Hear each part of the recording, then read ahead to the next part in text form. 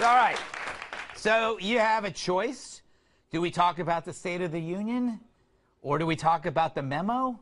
Or do we look at a video of adorable puppies going down a slide? I joke, because you're going to get all three. First, the speech.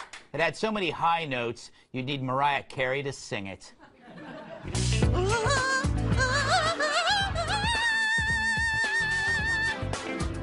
I don't know how he did that. Of course, others saw it differently, and by others, I mean crybaby chuckle buckets. The raw meat was ugly, and then the appeals to fear-mongering. He implied, and he did it deliberately, that Dreamers are gang members. His racist and hate-filled words and policies and proposals are still being resisted in the Congress. There was a lot of dark talk. There was a lot of manifestations of threat. Somebody airlift a pallet of Depends. There's a lot of poop on those floors. Anyway, sour grapes is to be expected. Why would you praise your opponent after he wiped the mat with you? And that's the problem with team sport politics. Even when there's good news for the country, it's bad news for the party. And there's a lot of good news on jobs, ISIS, the economy, all good, but we could do better. But the Democrats remain sour. Schumer looks like he's the Penguin from Batman.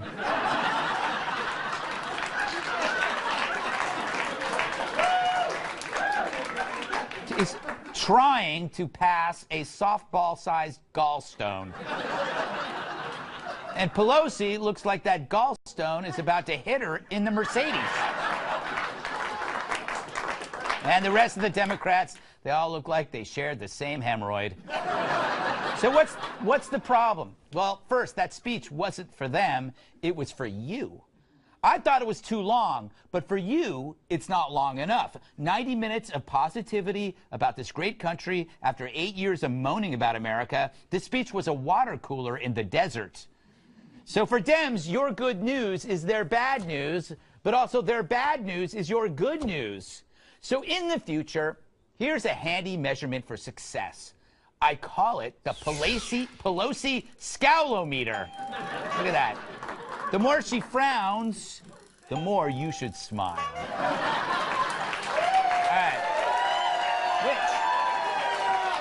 Which leads me to the memo. The week was fraught with anticipation, as if the royal family was giving birth to a panda. The nation wanted answers. Their thirst wouldn't be quenched until they heard this command. Release the memo. Well, good work there, dubbing. Yes, the memo. Finally, it was released, and it became the Super Bowl for nerds. Now, if it's all true, the dossier was put together by Christopher Steele with funding from the DNC and Fusion GPS. Then they played it up to media outlets. Then the Justice Department asked for surveillance warrants. But according to the memo, the application didn't disclose the role of the DNC or Clinton campaign in funding the dossier. The memo also claims that former FBI Deputy Director Andrew McCabe wouldn't have sought the warrant without this dossier. Now, maybe it's me, but it's got Clinton stink all over it. All roads lead back to the perv and the pantsuit. Sounds like a good TV series. I wonder if Trump thinks it's disgraceful. I think it's terrible. You want to know the truth? I think it's a disgrace. What's going on in this country, I think it's a disgrace. The memo was sent to Congress. It was declassified. Congress will do whatever they're going to do. But I think it's a disgrace. You know, I think it's a disgrace. But, you know, he's right. The Dems wanted to nail Trump so badly, they were willing to use an unvetted, hyper-partisan dossier to do it. Using this dossier to get a warrant, that's like me using Monopoly money to buy a Porsche. Look, we spent the last year hearing about collusion between Trump and Russia, and all along, the real collusion was committed by the perpetrators of that narrative, meaning the media, Democrats, and their government allies. This whole mess is brought to you by the same people, and that's not cool. Right, adorable puppies going down a slide? Good puppies! Good job! Can you do it? Yay! Come on, puppy! Yay! Puppy, puppy! I told you there would be puppies. Period.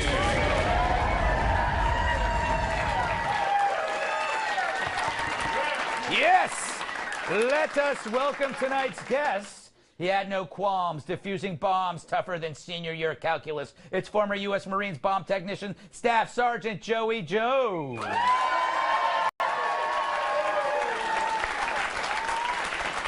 And another hero. His jokes are drier than powdered milk. Writer and comedian David Angelo. And the real hero. If you can't handle her smirk, then you're probably a jerk. National Review reporter Kat Timpf. Finally, the Jolly Green Giant sends him hate mail. Former bodyguard, massive sidekick Tyrus. All right, Joey. You got the State of the Union, you got the memo. Take your pick and run with it. Oh, let's do the State of the Union. What do you think? Okay. That was like forever ago, wasn't it? Yes, it was. Listen, I sat through two State of the Union addresses, 2011 and 2013. And so 2011, the Tea Party came to be, and we had all these freshman Republican congressmen. And you could see them, it'd be so funny, because Obama was really good at saying things like, you shouldn't pay more taxes than you should, so let's pay our fair share. Right. And so you see Republican congressmen going, you know, but they were eager to clap. You know, they wanted to. They just needed Boehner to tell them when to do it. Yes. And so I guess the Democrats went into this one like with a game plan much easier. From the set, let's set this one out. Let's just sit there, you know, left hand, left knee, right knee, and leave it alone. So to see them sit there through some of the things that he pointed out, Trump wrote a speech that dared them not to celebrate this country, and they didn't do it. Yeah, he set up the trap. He said, if you're not going to That's it. stand for this, he talks about the flag. He set up these little, like, minefields, and they just, well, that's a terrible metaphor for you. I love it. I love it. Hey, look, I'm batting like 900 with mines, okay? I had one bad day. You had one bad day, One bad Joey. day. One bad day. I had a leg or two up on me. Can't have one bad day. Terrible. All right, David, what about the memo? Well, the memo was good, but we all kind of wanted more out of the memo, I feel like. It didn't give enough secrets. Yeah. I feel like they should just open it up. If you have TSA pre-check, they should let you in the vault for like an hour. Anything you get, like supermarket sweeps, you know, like any document. That's a good idea. But here's the thing that was in that the memo, I already knew. Let's show the tweet. Yeah? Can we have the tweet? Yeah, here. This is from March 2017. This is you. Yeah. I can't read it. It's too far away. I'll read it for you. Possibility. Dems invented the Russian thing, fake server, etc., as a pretext for FISA, and the news has just been carrying water for them. Ooh. The most trusted name in news. Yes, yes, yes. You were like a psychic with really interesting glasses. All right. Yeah. Speaking of interesting glasses, Kat, what would you like to talk about? Would you like to talk about the amazing speech that Trump gave, or the groundbreaking, earth-shattering memo? Oh, my God. Okay. I'll talk about the memo. I'm really, really glad the memo was released. I want to see all the things the FBI does not want me to see. Right. 100%. But I think we need to take a look at how this was able to happen in the first place and look at reforming this entire area of government where we take the Fourth Amendment more seriously so it's not so easy to surveil American citizens. You know, I will agree with you here. Because that's the thing that bothers me. Anybody could, like, create a questionable dossier about my life. Yeah. And it might not be questionable. Might not be questionable. Those 2 years. Well, anyway, Tyrus, thoughts on the memo? Thoughts on your dossier, yeah. That's why there's no unicorns, kids. It was a donkey dressed as a unicorn. See? So, you know what? Here was my frustration this week. I thought the State of the Union was very good. I thought it's always good to hear positive things about our country because we don't hear enough about them. Yes. But I was looking for one thing, and I thought maybe it was going to be infrastructure that was going to bring the sides together or start some kind of dialogue. Because after the State of the Union was over, those of us who love Trump still love Trump, and those of us who hate him and blame him for everything in the entire world that's going wrong, they still hated him. And to tie it in with the memo, it's kind of the same thing. Right. If you don't like the Russian investigation, if you have issues with the left, you're going to support the memo. Right. And if if you love Trump, you're going to be that's what we needed. But my issue with that is just Page. That's the guy. Like, he's dang, every group has one, and we have him. And that dude just can't. And then when he tweets, I'm just like, this didn't mean. The only one I don't want to hear from more than Page is Cruz. Like, those are the two guys I just don't want to hear from. And I just keep waiting for something that's going to start bringing us together. And I just feel like the divisions just lines keep drawn in the sand, and there's no middle ground. Like, if you're going my book, I kept thinking about, I'm working on a book. It's like living in the Great Divide. Is it about mountains? No, it's about just walking through my neighborhood at the grocery market, because if I walk through Liberal Avenue, I get booed at, and when I walk by Conservative, I get cheered. It's just crazy how divided we are. That's why you've just got to walk on the conservative side. I'll go wherever I want. Do you know what could unite us all? Do you know what unite us all? Besides alcohol, Russians.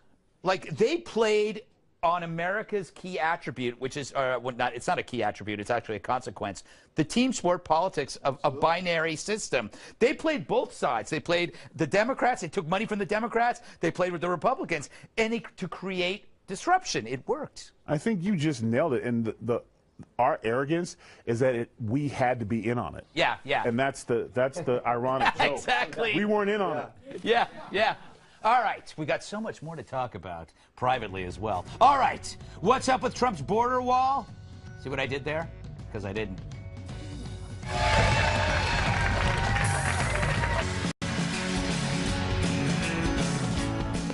Be very afraid of his barricade. Sources tell Fox News that I am very attractive. But also, prototypes for Trump's proposed border wall are virtually impassable. It's true. A series of tests conducted on the wall samples show they could withstand torches, jackhammers, and saws better than the barriers that are on the border now. And all but one were impossible to get over. Bet it was this one. Come on, Kari. Come on, Kari. Come on.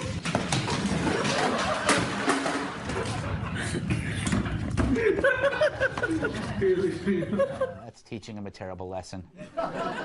Critics have called Trump's wall proposal everything from irresponsible to stupid, but there's logic behind how the new wall will be used. Based on topography, need, and budget, each border sector will extend an existing fence, replace an old fence, or add a secondary wall, allowing agents to apprehend immigrants in an enforcement zone. It's a trick wall! It's a secondary wall! But there's a fence on the border already, yet liberals always forget that part. Instead, they act like Trump's the first person to come up with this amazing idea. So basically, Trump's wall is a new and improved version of something that's already there, yet it doesn't have bipartisan support. Maybe Trump just has to sell it better. Are you ready for the most radical international border feature since Niagara Falls? Sick of playing tennis, racquetball, and squash with a partner when you'd rather play solo? Then you'll love Border Wall 2000. It's the ultimate multi-purpose wall everyone can enjoy. Need a site for the X Games? Border Wall 2000 converts to a half pipe. Wish you could see Bob Ross's landscapes on display all in one place? We've got happy little trees for days. And the best part about Border Wall 2000, it's been certified unbreakable by the Kool-Aid Man. Oh, yeah. More like, oh no. Plus, the first 100 visitors win a ride on the upcoming Space Escalator to the moon. So visit Border Wall 2000 today. That's what we need. All right. David, thoughts on the wall? It's two walls. Oh, boy. Well, how long is it going to take? And aren't we, like, on the cusp of flying cars? Not that I want to be like... But it's 2018. Yeah. You know what I mean? That's the one concern I have. Yeah. You know what it'll be? It'll be, like, it won't be a flying car. It'll be a drone that can carry a human. Yeah. Yeah, it'll a flying car. Like, pick you up and you'll just fly over like... At least the little children. That's easier with a drone. I've heard. I haven't tried that, Kat. Kat, thoughts? Are you excited? I'm excited. An impenetrable wall. It's kind of, you would like that around you. I live with it around me emotionally. Yes, you do.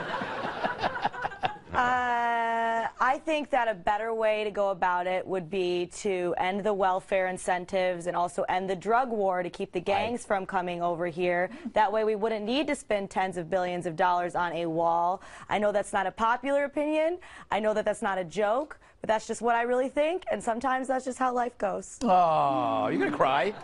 Not right now. I'm going to wait till after the show. Okay. She has a crying corner in the back. Yeah. Tyrus, I look at this deal. The Democrats are ignoring the fact that they kind of won on this. They're going to get 1.2 million, or maybe even more, people that are going to be, put through the path of citizenship. Yeah, what was he called? He was called Amnesty Dawn. Like, he took a lot of shots. For trying to make a deal, but they don't want to deal with him. Yeah. It didn't matter what they said. Everyone would have got a pass. They would have found something wrong with it. I do, and there wasn't a joke because I agree with it 100%. Everything you said. Although the idea of being there to see someone, we may. Oh my God. Yeah, it's a. That's the one was shorter. So like the hop over and you made it. Damn. Like that's pretty funny. I mean, and I hadn't seen that type of artwork since I took DMV classes in high school. It was the same, like merge this way or the Red Blood Highway. It was kind of cool. I learned so much. Joey, what do you think? Hey, listen, I think that Trump sold this wall. He was elected from this wall. So if he's not going to build the wall, he's got to reconcile that with his voting populace. The American people elected him, and the wall was his biggest talking point. With that being said, they're pretty happy about having money in their pocket right now. Yeah. So if he's ever going to go a different direction, now's the time, and do it by deal, because the Democrats have proven themselves to be almost incapable to work with. So if it's going to be something other than what he's promised, now's the time to do it with a deal. As far as just the whole issue in general, I grew up in a town, textile town, 75% Hispanic. I've seen both sides of this issue from a very personal standpoint. And if we're going to do anything, fix the immigration system. Yep. But we have to have some sort of security measure, like Kat said, an incentive that isn't there. De-incentivization. Yeah. We have to stop people from wanting to come here, and the idea that it's a free ride when you get here. I think Hollywood does that. Oh, sure. Yeah. It's like, I see Hollywood, I don't want to come here. I do think no matter what, Trump's going to build this wall, and even if we don't use it, it's just going to be somewhere in New Jersey. He's going to go. It'll be he's like, you know what it is? It's this is his Obamacare, right? And so think about that. So once Obamacare came into being, the other side wanted to dismantle it. So once he puts this wall up, you're going to have an entire party that are going to use, and their slogan's going to be, tear down this wall. And it's going to be a very good slogan. The problem is, it could be that the wall works, and then you're not going to want to tear down the wall, or it'll be too hard to tear it down. Does that make sense? I think Kat hit on a big thing, too. Sometimes walls can be built that you don't necessarily see that aren't physical. Making it harder to get eligible for welfare and food stamps and things like that takes away from American citizens who need it. And on a personal note, I was having a discussion with some people this weekend. One of the ladies said that the hardest thing was she had 2 young children, and when she went to go get services that she needed, they were very rude to the English-speaking ones, and they were like, "No, it's not for you. You have to wait." But when the immigrants that came in, they had all this stuff for them, and they had a translator for them. Exactly. And they had all these other things for them, and this one, she was almost being like stared at, like, we don't do that here. You need to know this and you know that, and it's almost this double standard. Interesting. And if you come here illegal, you shouldn't get any. Yeah, of those no things. cutsies. Those should be reserved for our citizens first. No cutsies. All right, we got to move on. Everybody deserves the same chance. Coming up, a California high school teacher thinks our military is the lowest of the low. I have a feeling we're going to disagree with him.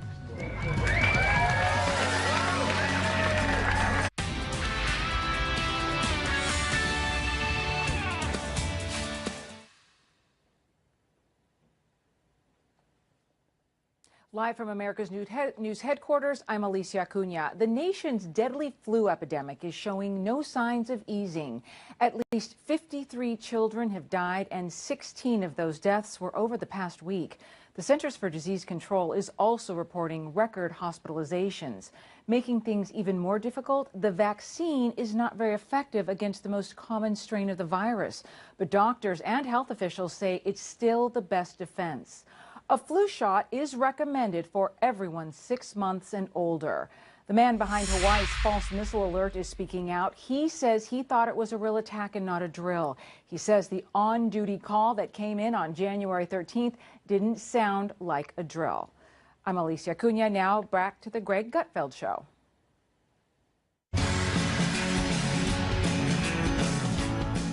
Should he recant his stupid rant? I speak of California high school teacher and city councilman Greg Salcido. I was just going to call him but why not? Why not? It's easy. All right. As you know, this jerk was caught on tape bashing the military. Apparently, he launched into the tirade because 2 kids in his history class were wearing Marine Corps sweatshirts. Roll it, Gladys. If you joined the military, it's because you have no other option. Because you didn't take care of business academically, because your parents didn't love you enough to push you, and then you didn't love yourself enough to push yourself. Think about the people who you know over there. Your freaking stupid Uncle Louie or whatever, they're dumb. They're not like high-level thinkers. They're not academic people. They're not intellectual people. They're the freaking lowest of our low, not morally. You know, I'm not saying they make bad moral decisions. Just they're not talented people. This guy. And I already called him a Can't do it again. Anyway, some have called for his firing, but the best response may have been from retired 4-star general and White House Chief of Staff John Kelly. What is your reaction to that, knowing that he's teaching a bunch of 17-year-olds this? Well, I think the guy ought to go to hell. I think he's going to be there. Salcido has been placed on administrative leave by the school district, whose superintendent says there'll be, quote, disciplinary measures taken. He'll probably like that. Well, I have an idea for his punishment. Make him watch this on loop for eternity. I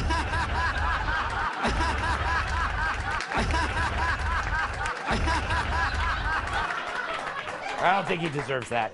Joey, I go to you first for no particular reason. Yeah. Look, I'm not sure about this guy. You know, of all the things he said, the worst thing was probably when he said they don't make bad moral decisions. That's probably true. We don't always make the best moral decisions, you know, at 2 o'clock on a Saturday night in Destin, Florida. Yeah. And I have a 9-year-old little son now, and so, you know what I'm saying? Yeah. So, but really, this made me so mad. So the premise that he's working on here is that the military is undereducated, and really what he's doing is talking to these high school students saying, you only go there if you don't do well here. Right. But that premise is completely false. So not only is he really stupid, but he's also spreading lies. I'd love to meet the Marine that took his girlfriend, because this is coming from somewhere personal. Yeah. You know, here's the deal. Almost 90% of the military has a high school education, as opposed to less than 60% of civilians. Over 80% of officers have a 4-year degree or higher, as opposed to 30% of civilians. So there's some facts, there's some data, and then you know, I don't know. Yeah. Oh, you know, say it. Here's the deal, man. Here's the deal. This guy's been a mayor, a city councilman, and a teacher, right? I'm qualified to do all of those things, right? He couldn't be United States Marine if that's the only thing he wanted in life, and that's where I started my career. Yeah. So to go after the education or our motivation, whoa, people believe in something bigger than themselves. They want to contribute to something that might take their life or their legs. Oh my God, they're the lowest of the low. Listen, dude, I'd challenge him to a physical contest with the one limb I have still intact. Wow. And, Tyrus?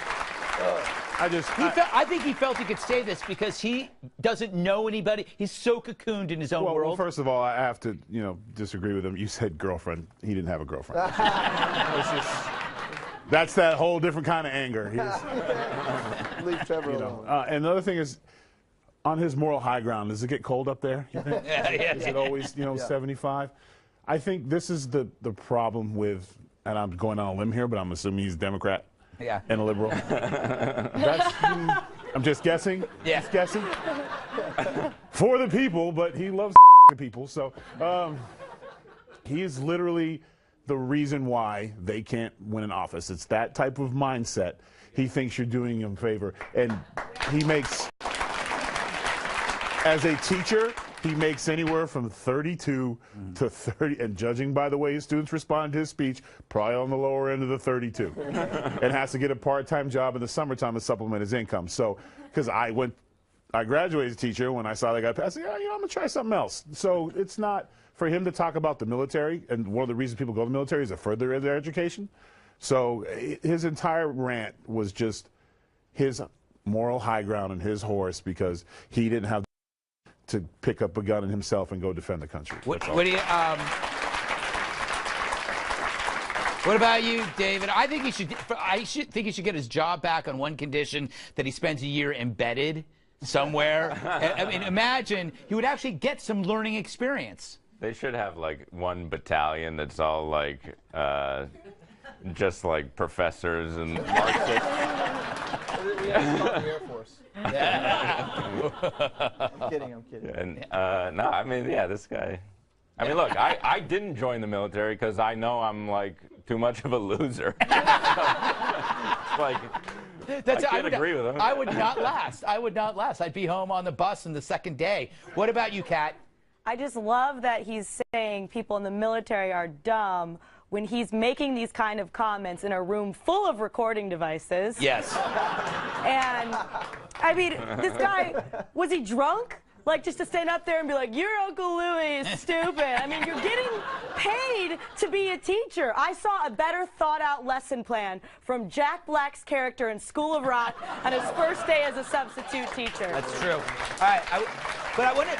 I got to wrap it up. But I want to make the bigger lesson here is that schools fail to assess life experiencing when they're hiring teachers. This guy obviously knows nobody in the military, which tells you that he has no life experience because everybody here knows somebody in the military. So he's a sheltered, self-involved, and this will end up killing. This will kill education. A typical veteran would impart more knowledge to kids than a know-nothing jerk like that. And I'll also include not just school, but in networks as well.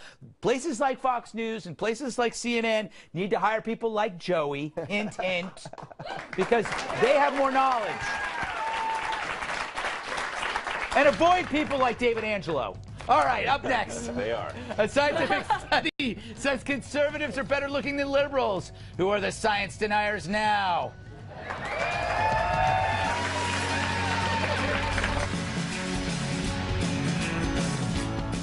Are those who lean right a more pleasant sight? A new study claims conservatives are more attractive than liberals and that our appearance steers our political beliefs.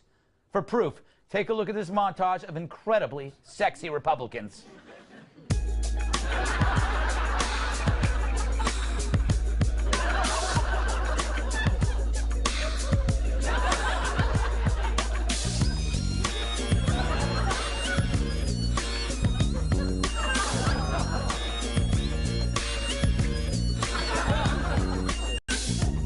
That is delicious. But here's the come on. Here's where researchers are full of poop. They concluded that because life can be easier for good-looking people, they get more credit than they deserve, and they're blind to the struggles of others, and that makes them lean away from liberal policies like more government aid. Explain these eggheads, quote, not having faced the challenges of other citizens, more attractive individuals should be less supportive of remedying these challenges for the general public. For more, we asked the world's most handsome man to comment.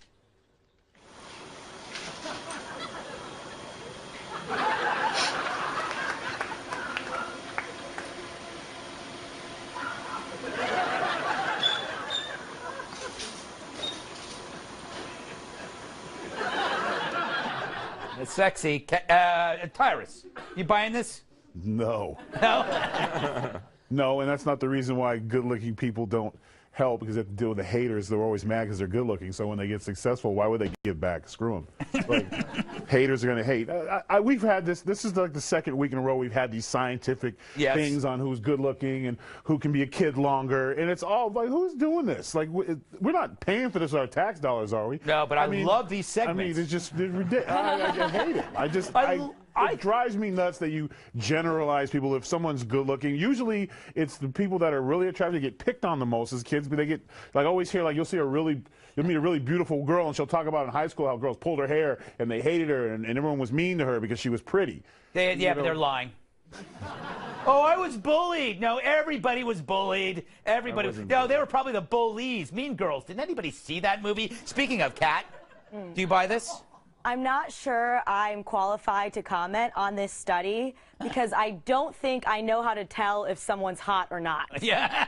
I'll be out with my friends and be like, oh, that guy's like trying to talk to me. And they're like, yeah, Kat, he's asking you for change. He does not have a home. And I'm like, I can change him. Come over. Yes, you will change him because he's defecating on the sidewalk. Joey? Hey, look, I think in this day and age, attractiveness is just how hard you're going to work for it. Are you doing the cult of CrossFit or what are you doing? So it kind of makes sense to me in the sense of if your personality is to wait on the government or God to bestow gifts upon you, then you may lean liberal and be ugly. But if you're ready to get out there and work for it, hey, we're conservatives. We get work done, right? You know, so no offense, Hanoi Jane. I didn't mean to trigger you with that one. So getting work done. David, you're slightly swarthy. Thank you, Greg. I appreciate it. You know, I don't think liberals are necessarily uglier. No. It's the expressions. You're like, you'll never, like, are you serious? Conservatives don't do that, you know? Yeah, that's true. That's true. You cannot be. That's like a liberal expression. That's a liberal expression. I've seen that at Starbucks so many times. Yeah, I just want a coffee. You know, I do think part of this is true and the other part's false. It is true that good-looking people benefit from society more often than the plain because they're afforded more opportunities because human beings gravitate towards good-looking people. So good people don't have to try so hard. We perceive good looks as a commodity. This is why whenever you see like public nudity of a really good-looking person, it's weird because we're thinking, why are you giving that away? That's only usually on nudist camps. They're not attractive, you know, because no one's asking for it. So, but there's no, like I've said this before, there's no activist group for the plain or the ugly. There's no Martin Luther King for the plain. There's no Gandhi for the ugly. But it really is inequality. The second part, conservative people actually do get suffering. They do understand it, except they see the suffering as an individual challenge, not something that the government should be trying to fix. Or government, it should not be totally governmental. All right, they're wrapping me. Yes, I'll take that. The applause. Oh, I love this next story. Coming up, a killer whale that can talk. Finally, something that makes them interesting.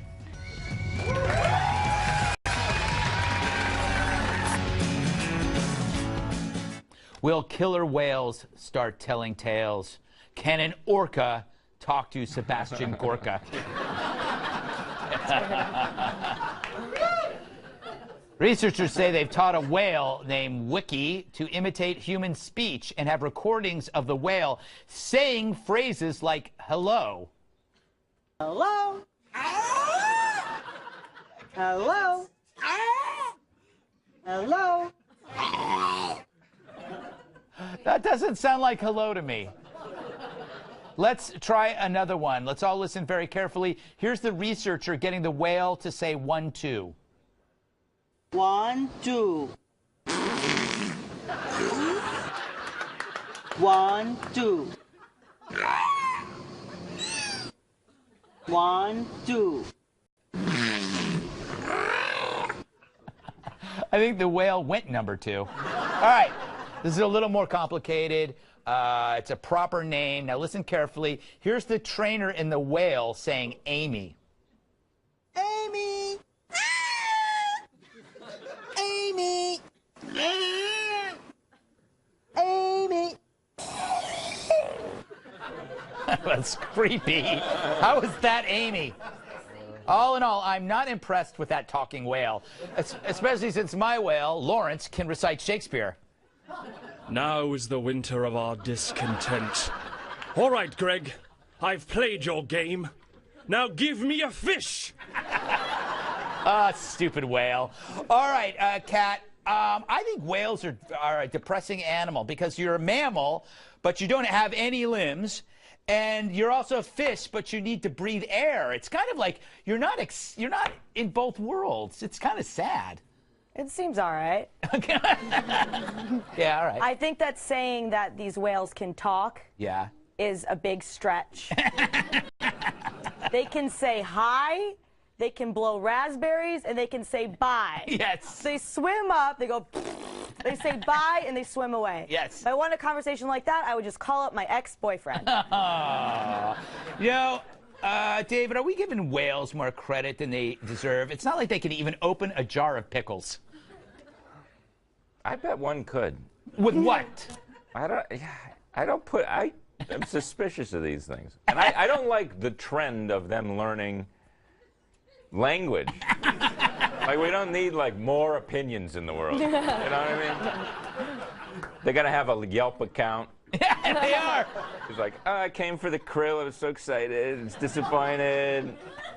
Like, yeah, I'm giving the Pacific Ocean 3 stars. Yeah.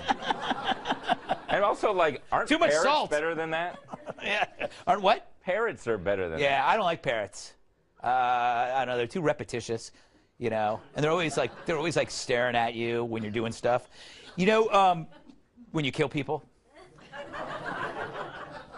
Parrots are great witnesses to crimes, Joey. You know, the thing is about whales, Joey, if they were really smart, why haven't they invented anything? You know, they have these big brains, but there's no whale bike. Well, you know, what happened? There's no whale industrial revolution. Well, there's a whale, and maybe it's actually a dolphin, but they call it a whale that has like a giant sonar on its head. Yeah. You know, we have one in Atlanta at the aquarium.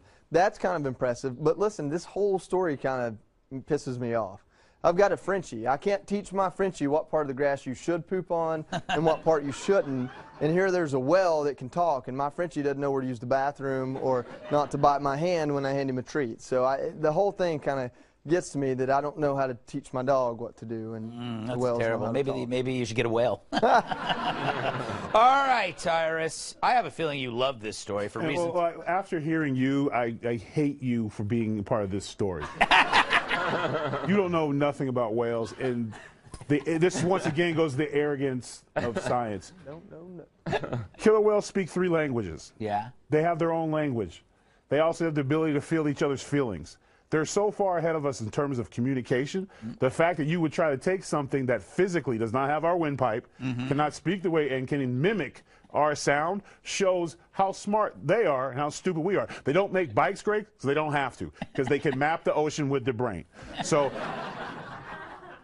their only problem is that they have meddling people and smart asses like you who make fun of their greatness. It's terrible. This was a great story, and you should be ashamed of yourself.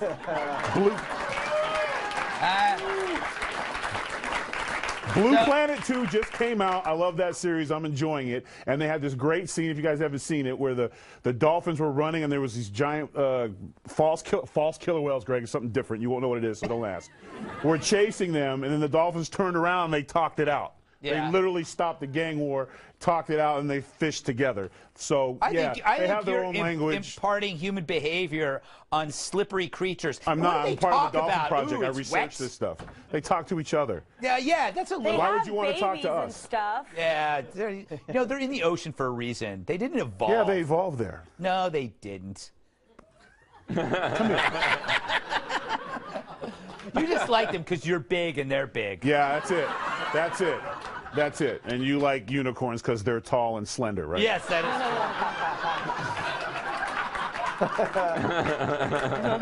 true. All right. Don't go anywhere. That wasn't. Don't laugh at that, Joey.